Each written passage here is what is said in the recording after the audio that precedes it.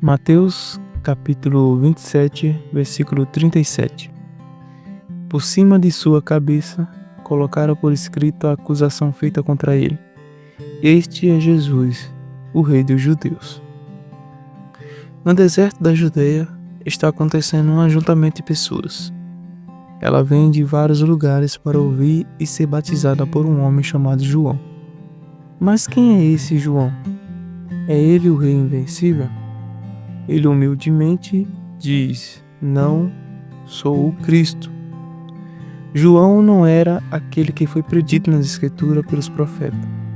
Era ele alguém comum? Era apenas um pregador? Como ele não era o rei que todos esperavam, logo muitos se indagaram quem ele era. Novamente ele responde humildemente: eu sou a voz do que clama no deserto. Façam um caminho para o Senhor. João, mesmo não sendo o rei, declara que é um servo do rei que está ali com uma missão, que é preparar o caminho do rei. As pessoas se encontravam ansiosos para conhecer seu libertador, quando João iria mostrar para eles o rei. João capítulo 1, versículo 29, 30 e 31. No dia seguinte, João viu Jesus aproximando-se e disse: vejam, é o Cordeiro de Deus que tira o pecado do mundo. Este é aquele a quem eu me referi, quando disse: vem depois de mim um homem que é superior a mim, porque já existia antes de mim. Eu mesmo não o conhecia, mas por isso é que vim batizando com água, para que viesse a ser revelado a Israel. O rei apareceu, mas o que se percebe é que ele foi completamente ignorado. O texto diz que as pessoas se curvaram perante ele, ou que o adoraram naquele exato momento. Tudo indica que as pessoas continuaram seguindo suas vidas, ao invés de segui-lo e reverenciá-lo. No dia seguinte, ele ganha seus primeiros seguidores. João capítulo 1, versículo 35, 36 e 37. No dia seguinte, João estava ali novamente com 2 de seus discípulos. Quando viu Jesus passando, disse: vejam, é o Cordeiro de Deus. Ouvindo dizer isso, os 2 discípulos seguiram Jesus. Na fala de João, ele intitula Jesus, o Rei Invencível, de o Cordeiro de Deus.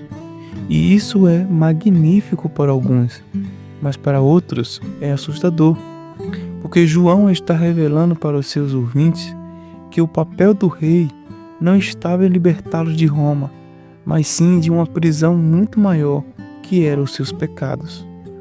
Como os homens eram muito materialistas, eles esperavam que esse rei punisse Roma e os livrasse deles. Mas o que Jesus queria realizar? Derrubar Roma não era o seu propósito. Não era realizar revoluções onde quem não respeitasse o seu poder morreria. Não era obter um grande exército e invadir as nações destruindo-a. Se entende que um rei só pode ser bom se ele for forte o bastante para conquistar território, derrotar inimigos, ter um grande exército e fazer com que os seus inimigos se sujeitem a ele. Mas Jesus não aparentava ter essas características indissociáveis de um rei. Seu exército eram 12 homens e algumas mulheres. Mas ele estava prestes a realizar a maior obra que ninguém conseguira realizar até agora. Jesus está com aproximadamente 30 anos de idade. Nessa idade, começa a realizar milagres e anunciar um reino diferente daquele que estava no imaginário das pessoas. Era um reino onde a justiça funciona de verdade. Um reino onde as pessoas amam umas às outras. Um reino onde as doenças seriam completamente dizimadas.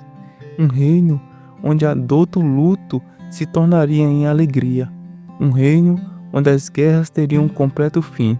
Ou seja, esse reino seria um reino de completa paz. Reino de Deus. esse era o seu reino e ele dedicou a sua vida a falar desse reino. Vejamos, Mateus capítulo 4, versículo 17.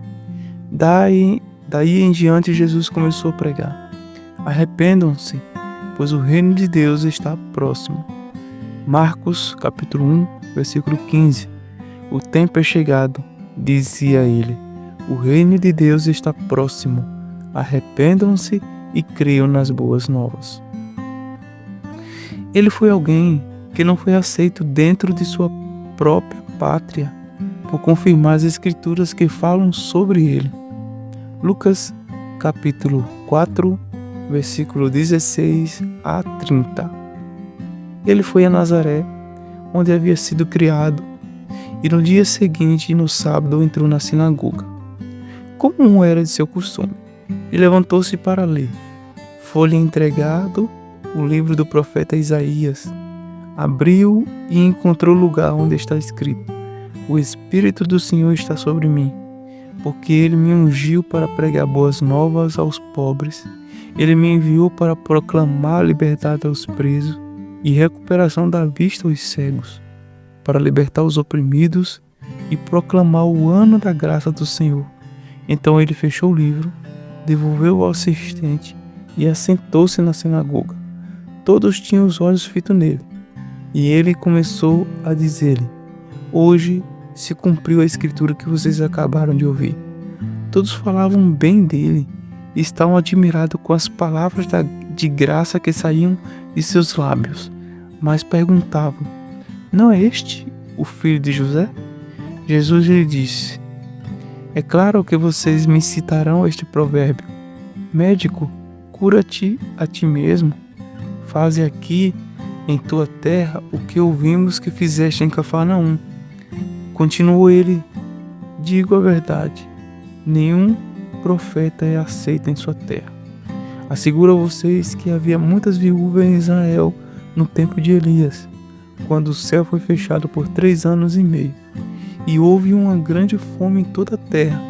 Contudo, Elias não foi enviado a nenhuma delas, senão a viúva de Sarepta, na região de Sidom.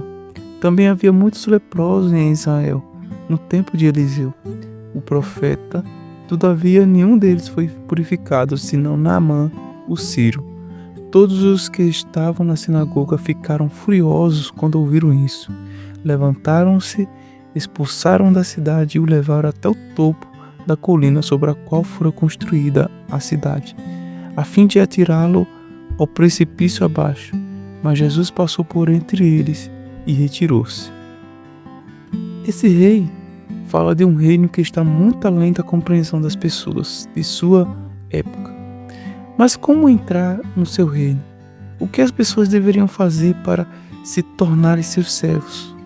Como fazer parte do seu exército? Essa resposta ficará para um próximo vídeo. Deus abençoe a todos.